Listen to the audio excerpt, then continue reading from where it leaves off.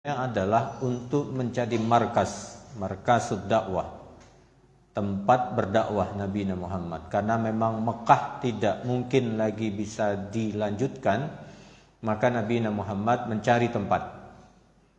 Jadi kalau memang Masjid Ahmad Dahlan ini sudah tidak layak, ya terpaksa pindah. Nabi Muhammad SAW melihat itu. Jadi Nabi Muhammad sebenarnya kenapa Nabi ke Taif, Nabi ke Habasah, itu sebenarnya untuk mencari ardullah, bumi Allah yang tepat menjadi sumber dakwah Nabi Muhammad SAW. Karena memang Mekah waktu itu tidak bisa menerima. Ternyata orang-orang Taif yang dulu melempari Nabi Muhammad SAW itu menyesal.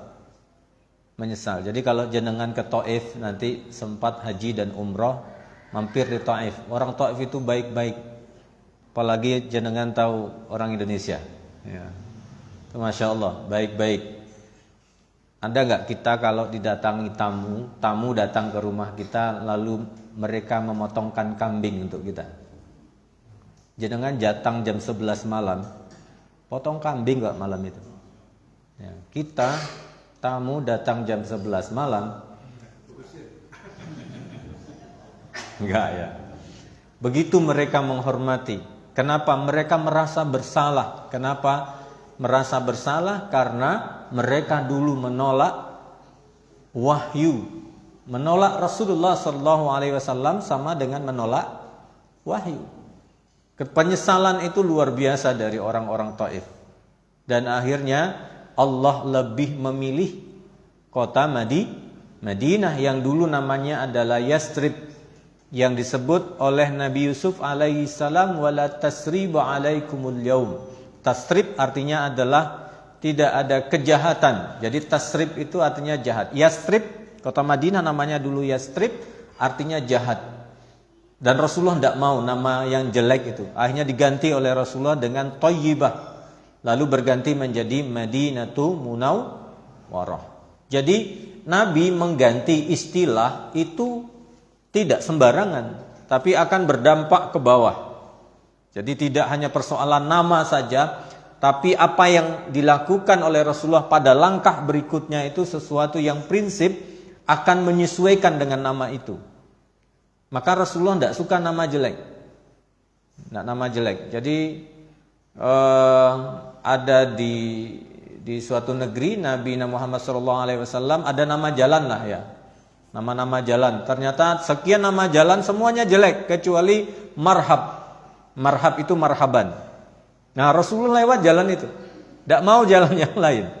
Nah kenapa? Persoalan nama saja Rasulullah tidak mau berjalan di nama yang jelek. Ya, nama jelek. Jadi kasihlah nama yang bagus. Bapak-bapak, ibu-ibu yang dimuliakan oleh Allah.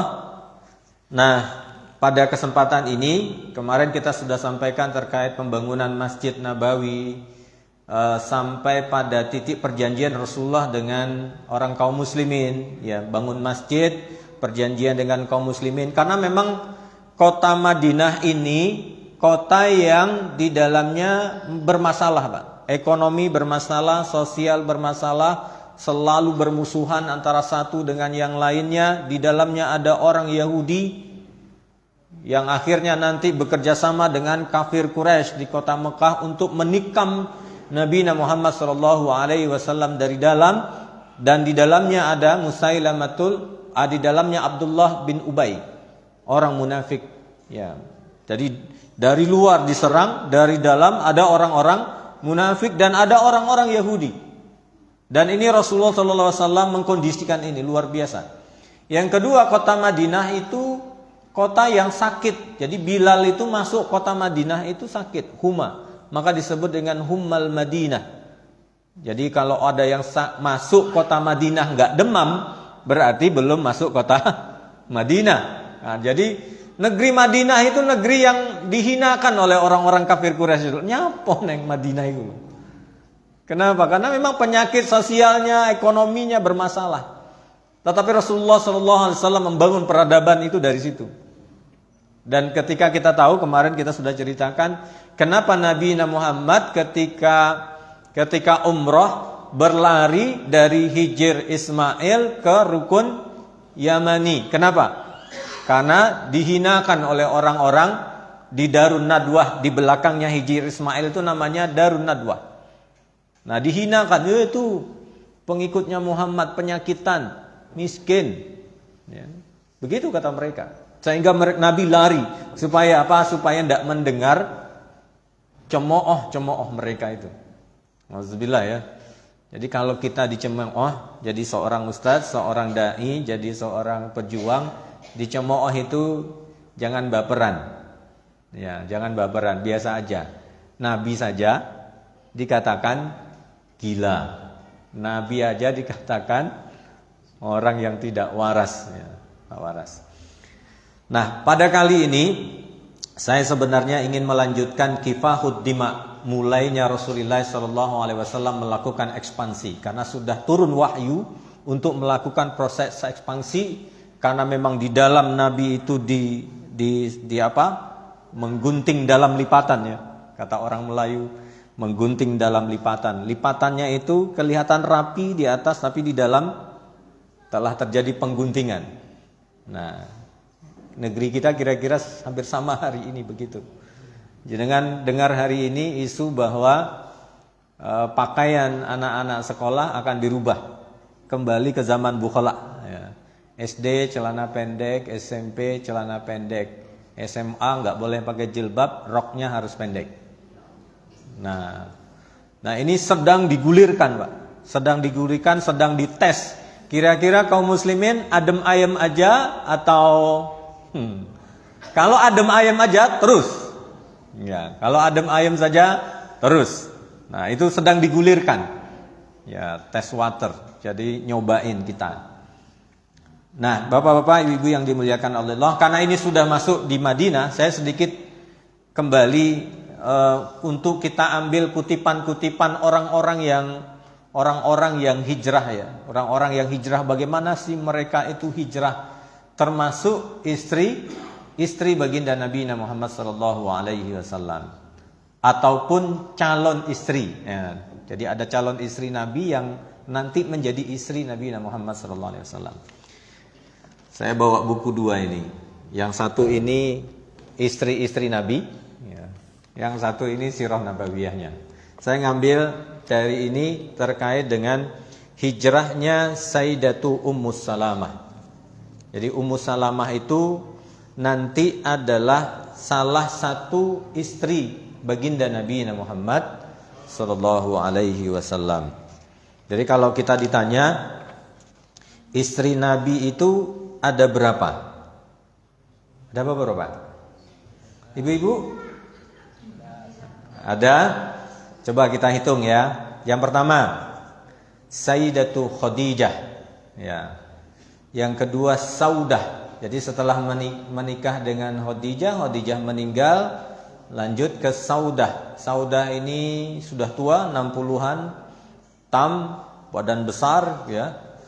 Selanjutnya baru Aisyah. Sebenarnya Aisyah dulu dinikahi oleh Nabi, baru Saudah, hampir barengan. Tapi satu rumah dengan Nabi, Saudah di Mekah. Tapi dengan Aisyah Rasulullah nanti di Madinah. Nikahnya sudah di Mekah, tapi satu rumah dengan Rasulullah di Madinah nanti. Jadi ada Khadijah, ada Saudah, ada Aisyah, ada Hafsah bintu Umar. Hafsah bintu Umar.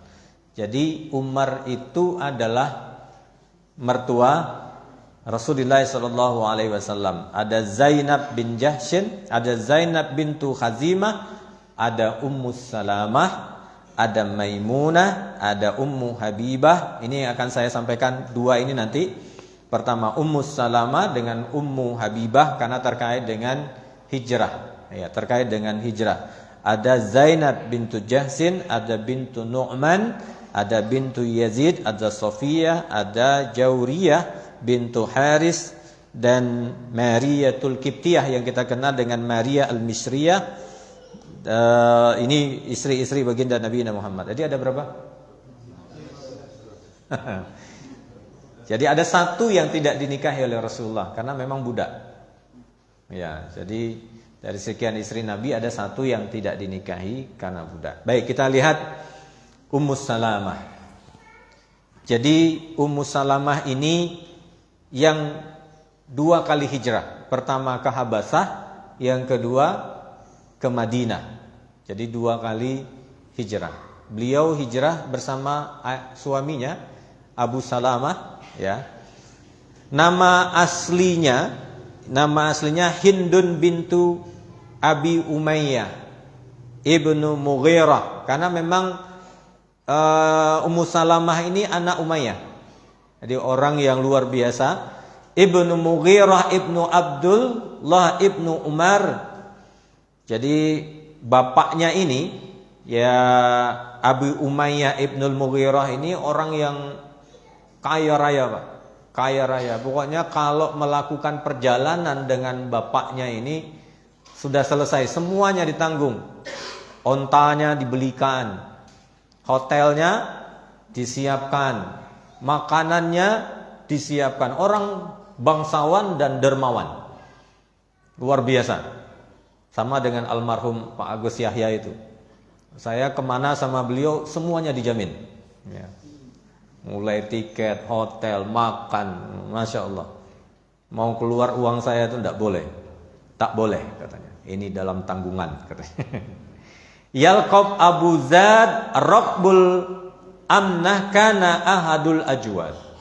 Dia, ayahnya ini dilakopi dengan bizadir riqab. Zat itu artinya menambah, riqab itu perjalanan. Jadi kalau ada perjalanan 400 orang perjalanan, itu yang nanggung semua makanan, kendaraan, hotelnya, dia yang nanggung. Cari orang mukmin begini ini agak susah, Pak, sekarang. Semua ditanggung. Inilah ayahnya Ummu Salamah. Kana idza safara yakfi rafaqathu min zadi wa la yada ahadan yurafiku ma'uzad. Tidak ada boleh orang keluar uang sedikit pun. Itu dalam tanggungannya ayahnya Ummu Salamah. Karena seorang yang ajwad, orang yang bangsawan, dermawan. Wa ummuhu Atikah bintu Amir. Jadi kalau ada nama orang tua di kita dulu namanya Atikah, itu sebenarnya diambil dari ibunya Ummu Salamah, Atikah bintu Amir ibnu Rabi'ah. Jadi wa kana jadduha Hazimah ibnul Alamah wa yalqab bijazmit tu'am. Jadi memang turunannya memang sudah ini bangsawan dan dermawan. Jadi turunan-turunannya itu memang kakeknya dulu juga adalah orang yang suka memberikan makanan kalau orang haji. Ala hajinya dulu ya, Pak. Ala hajinya dahulu. Jadi orang datang ke Mekah diberikan makanan, sama dengan Abi Umayyah ibnul Mughirah, sama seperti itu. Nah, ini kita masuk ke ceritanya. Jadi Ummu Salamah yang namanya adalah Hindun bintu Abi Umayyah ibnul Mughirah ibnu Abdullah ibnu Umar ibnul Mahzum Quraisyin Mahzumayyah. Jenengan kalau hafal kakek sampai ke berapa? Saya, bapak saya, kakek, ayahnya kakek. Masih hafal namanya? Masih. Kakeknya kakek. Wah, sudah nggak ketemu.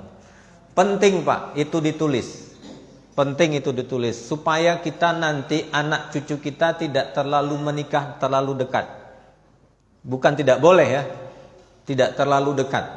Ya, makanya saya cari istri orang Ponorogo biar nggak terlalu dekat gitu ya. Biar nggak terlalu dekat. Bikin ranji itu penting. Oh, ternyata ada di sini, ada di sana, ada di sini, kakek ini jelas. Nah, dari kitab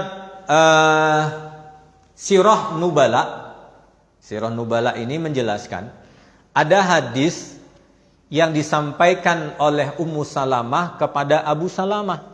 Ya. Apa katanya? Kata Ummu Salamah begini, qala Rasulullah sallallahu alaihi wasallam. Kata Rasulullah, wahai suamiku Abu Salamah, seandainya engkau, dalam hadis itu disebutkan, kalau seorang suami meninggal dulu,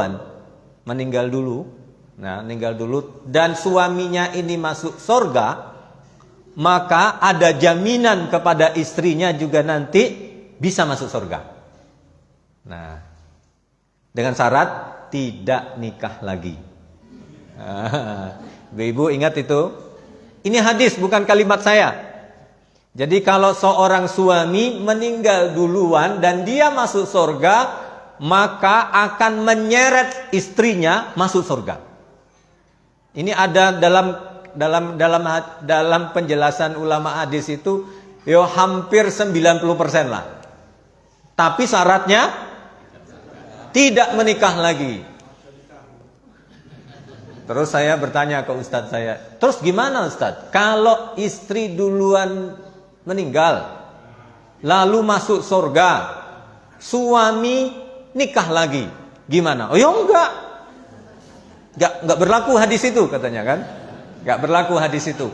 Berlaku kalau suami meninggal duluan dan istrinya dan suaminya masuk surga, dan istrinya akan ikut dengan syarat tidak nikah lagi. Ingat ibu-ibu? Ya. Enak men. Giliran aku aja nggak boleh nikah, ditinggalin istri, nikah lagi. Akhirnya hadis ini disampaikan kepada suaminya Abu Salamah. Wahai Abu Salamah, seandainya, ini cinta mati Pak, seandainya nanti engkau mati duluan, aku tidak akan menikah lagi. Kata Ummu Salamah. Apa kata Abu Salamah? Apakah engkau mau taat kepada suamimu? Bukankah surga itu di tangan suamimu? Apakah engkau ingin taat kepada suamimu? Ya. Kalau begitu menikahlah setelah aku meninggal. Jadi disuruh nikah. Bapak-bapak setuju? Oh, urusan nantilah katanya kan. Oh, mati aja belum gitu ya. Akhirnya mereka, apa kata Ummu Salamah, membaca hadis Nabi Muhammad SAW yang lain. Kalau seandainya ada orang yang meninggal, dibacakan oleh Ummu Salamah tapi tidak sempurna, dilanjutkan hadis itu oleh suaminya Abu Salamah. Kalau ada orang meninggal, fastarji billah. Kalau ada orang meninggal, ucapkan inna lillahi wa inna ilaihi raji'un wa yastabdil khairan minhu. Maka engkau akan mendapatkan lebih baik dari yang sebelumnya. Nah, ini Ummu Salamah mikir-mikir. Ketika suaminya meninggal, itu dia mikir, mengucapkan innalillahi wa inna ilaihi raji'un apa orang? Kenapa? Karena kalau dia mengucapkan innalillahi wa inna ilaihi raji'un, Allah akan ganti yang lebih baik. Karena hadis, nah kita lanjutkan dulu ceritanya. Nanti itu ya. Jadi nama suaminya ini laki-laki yang luar biasa soleh. Namanya Abdullah ibnu Abdul Asad al-Khilali min Bani Makhzum ibnu Ammi Nabi Muhammad sallallahu alaihi wasallam. Ini anak paman baginda Nabi Muhammad. Namanya Abdullah ibnu Abdul Asad al-Khilali dari Bani Makhzum. Orang luar biasa ini. Wa ahun Nabi min radha'ah faqad arda'athuma saubihima maulata Abi Lahab. Dan satu susuan dengan Nabi Muhammad sallallahu alaihi wasallam. Jadi suaminya siapa? Suaminya Ummu Salamah ini adalah satu susuan dengan Nabi Muhammad sallallahu alaihi wasallam. Wa kanat hiya zawjuha min sabiqina fil Islam. Dan memang suaminya ini as-sabiqun al-awwalun, dalam masuk Islamnya lebih awal dulu. Dan ini adalah sahabat Nabi. Ya sepupu Nabi, ya, sepupu Nabi tetapi adalah sahabat Nabi. Nah, saya tidak usah bacakan, tidak enak bacakan itu. Enaknya menceritakan ya. Nah, setelah pergi ke Habasah, hijrah ke Habasah, karena Habasah itu kalau nanti jenengan turun di Jeddah, Jeddah itu kan pinggir laut. Nah, jadi kalau dari Mekah ke Jeddah, nanti setelah itu ada lautan baru nyebrang ke wilayah Afrika. Habasah itu Afrika. Nah, Afrika dan luar biasa. Nah, sampai di sana lahirlah anaknya Ummu Salamah. Nah, ketika dikabarkan bahwasanya kota Mekah sudah aman, Abu Salamah kembali ke kota Mekah, ternyata masih dalam tidak aman. Dan Ummu Salamah mendengar itu, dia kembali ke kota Mekah. Apa yang terjadi, Pak? Yang terjadi 2-3 orang ini, antara Ummu Salamah, anaknya, dan Abu Salamah. Abu Salamah diperbolehkan hijrah ke Madinah, sedangkan anaknya ditahan oleh keluarga suaminya Ummu Salamah. Sedangkan Ummu Salamah diungsikan. Jenengan pernah menangis selama setahun? Ibu-ibu pernah menangis selama setahun? Ummu Salamah menangis selama setahun. Keluar dari rumah, pergi ke satu tempat disebut dengan Istada' bir-Rahil. Dia menangis. Apa kata orang-orang ketika melihat Ummu Salamah? Alla takhruju hadhihi miskinah.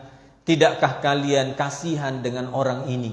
Maksudnya adalah Ummu Salamah. Faraqtum bainahuma wa baina zawjiha wa baina ibniha. Kalian telah memisahkan dia dengan suaminya, kalian telah memisahkan dengan anaknya. Ya, ini kata mereka. Wa ma zala bihim hatta qalu ilhaqu bi zaujika in syi'ta. Sampai datanglah pemuka kafir Quraisy itu, wahai Ummu Salamah, silahkan engkau kalau ingin bertemu dengan suamimu. Akhirnya dikembalikan, Pak. Jadi anaknya dikembalikan ke Ummu Salamah, dan Ummu Salamah berangkat ke kota Madinah untuk hijrah.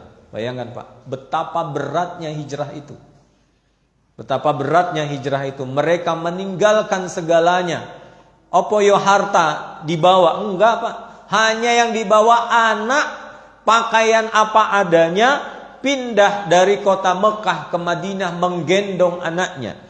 Warada ala Banu Asad inda zalika ibnu.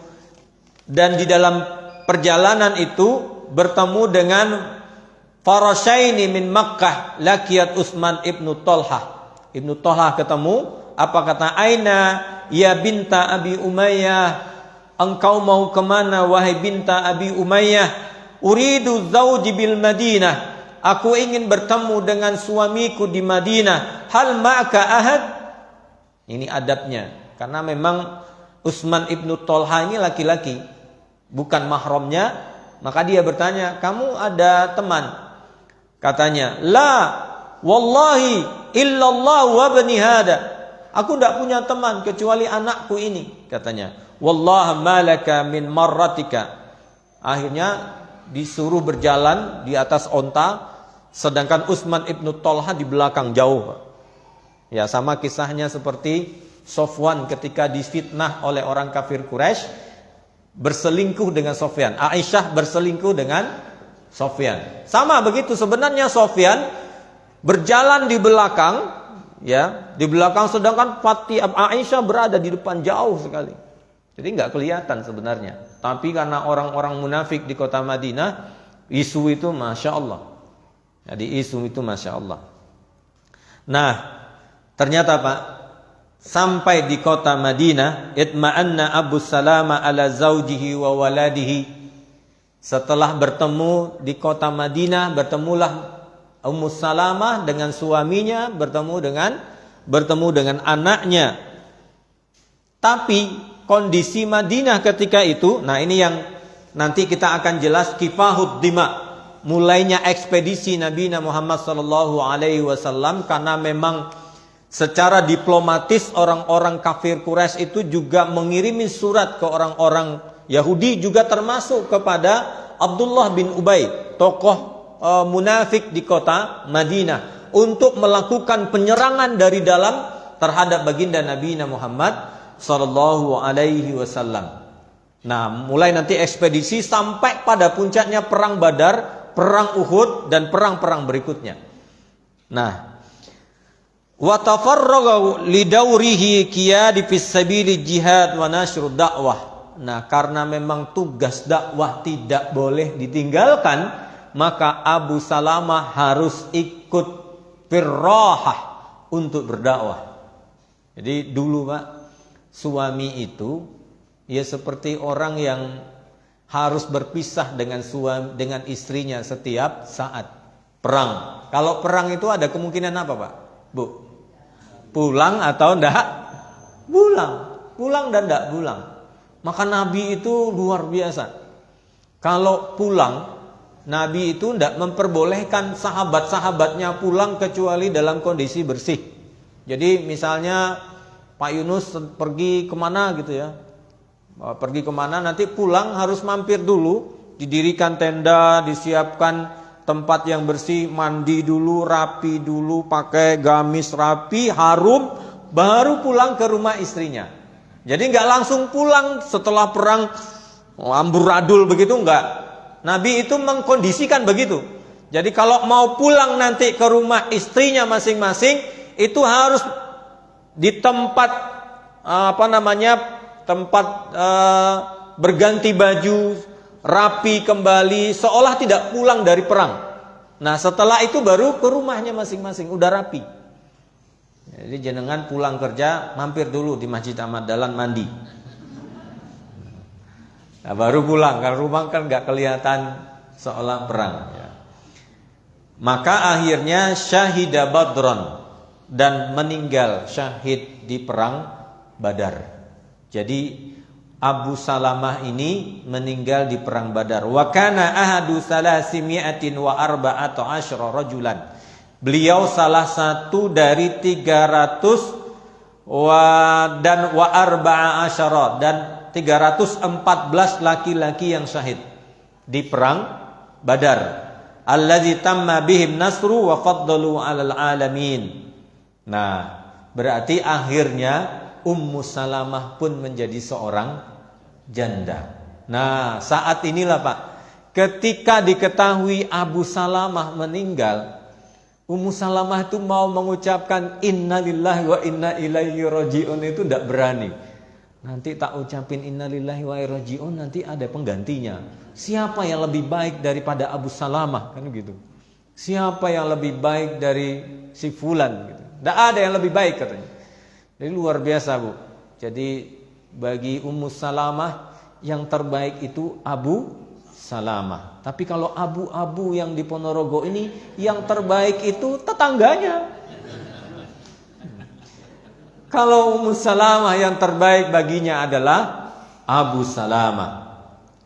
Wa hadaral mauqiul Uhud, sampai pada puncaknya perang Uhud. Wa qital mukhlisin al mustabiyin fi talabil istishhad.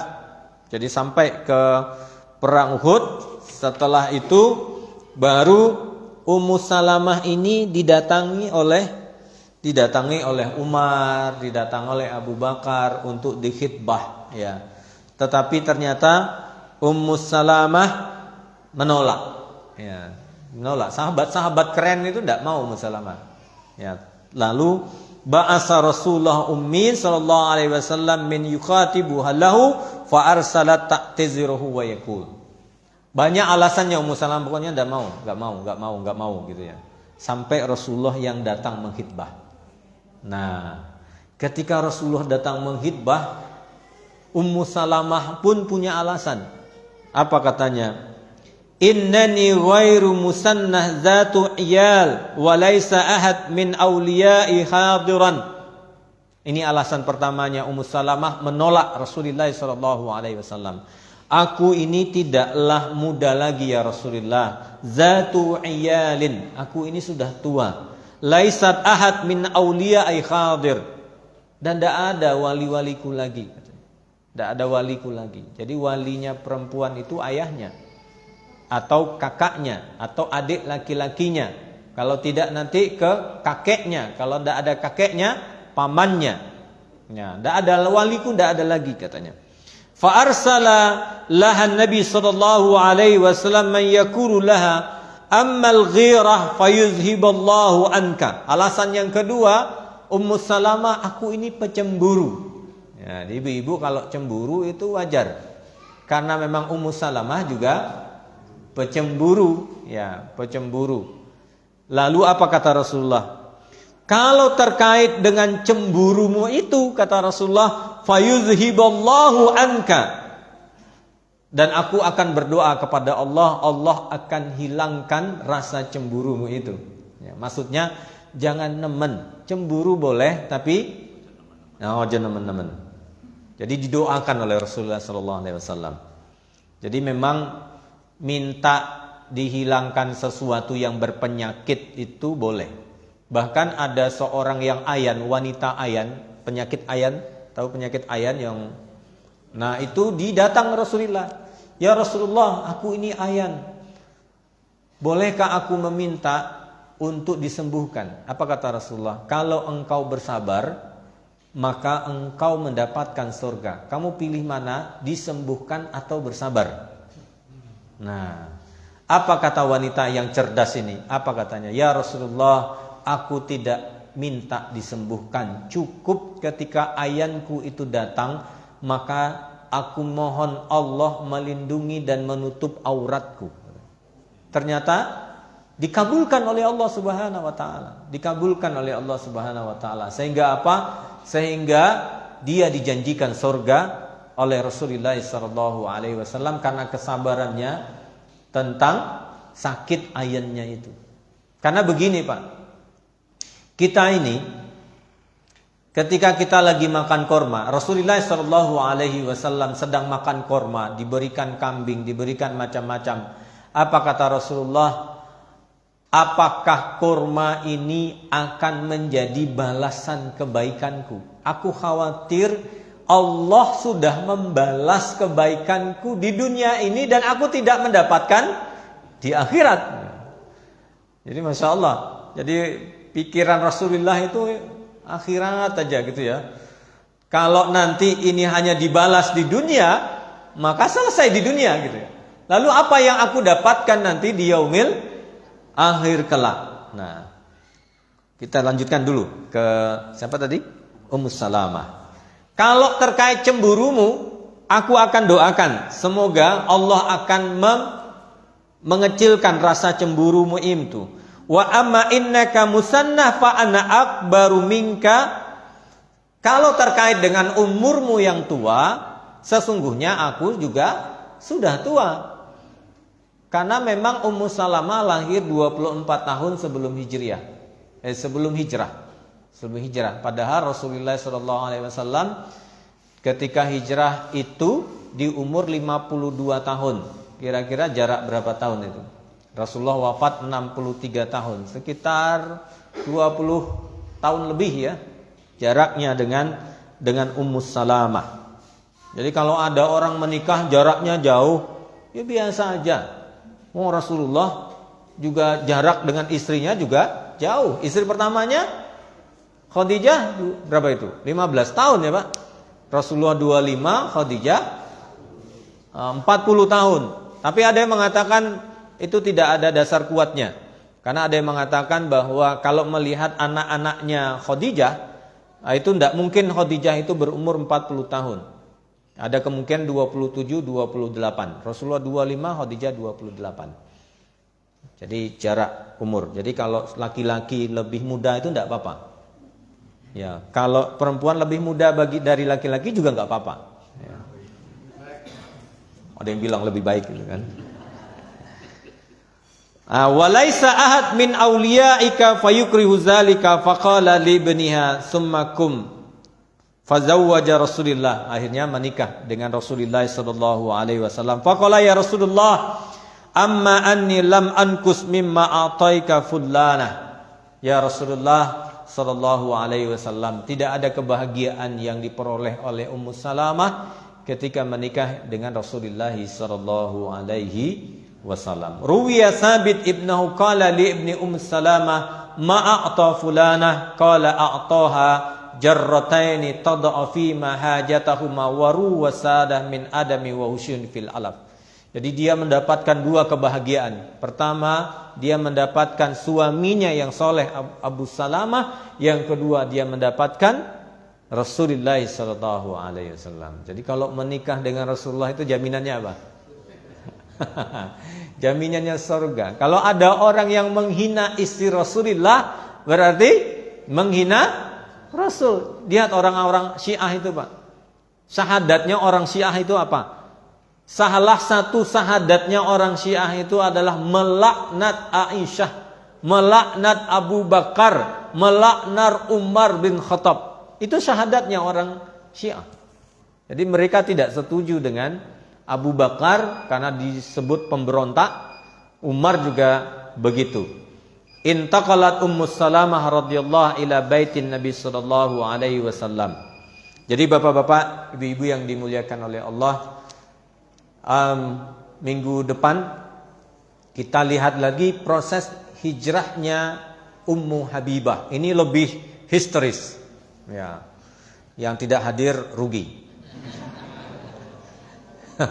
Ummu Habibah ini lebih mengejutkan, ya. Mengejutkan bagi bapak-bapak dan ibu-ibu, gitu. Sebenarnya ini sudah saya sampaikan ke ibu-ibu di kajian dahulu, ya. Dahulu tuh ada ibu-ibu di Kaliombo sana. Nah, ini kita kaji sampai tuntas. Ya. Kayaknya belum selesai ya, Bu. Waktu itu belum selesai. 13 nabi, istri-istri nabi ini akan menggambarkan tentang perempuan seluruh dunia. Jadi kalau ingin tahu karakter perempuan di seluruh dunia, maka selesaikan karakter istri-istri nabi. Jenengan akan tahu istri jenengan itu masuk kategori Ummu Habibah, Ummu Salamah, Zainab bin Jahsyin, atau Aisyah, atau Saudah. Kalau dia hitam tinggi, umur sudah tua, berarti Saudah. Lihat karakternya, bukan fisiknya, ya. Nanti kita lihat karakternya. Oh, ternyata jenengan iki Saudah. Nanti ngobrolnya di rumah.